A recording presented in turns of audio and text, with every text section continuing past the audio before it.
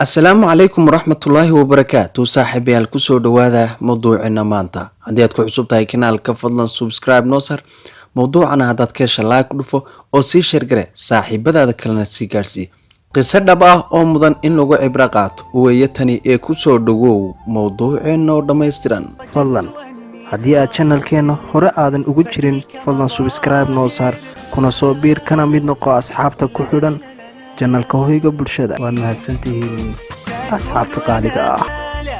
لا نحتاج المال كي نزداد جمالا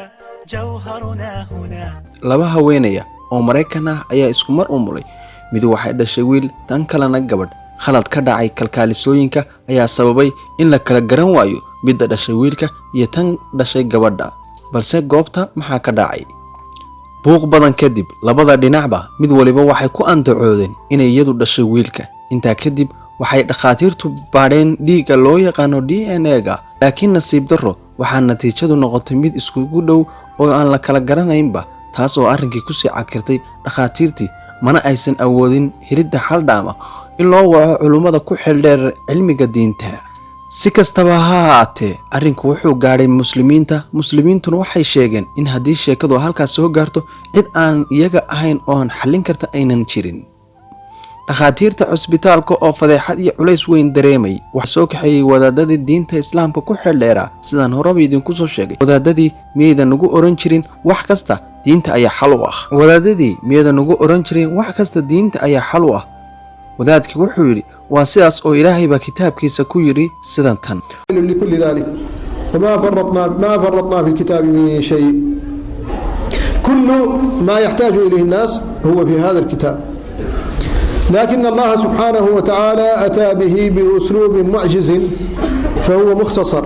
waxaan quraanka uga tagnay ma jirto ee maxaa idin haleeyay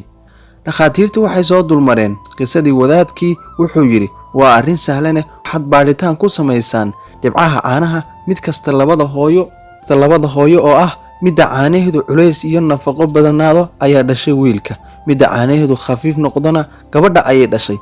ilaahay baa quraankiisa ku yidhi sida tan oo ah in labku uu la mid yahay qaybta labadha diga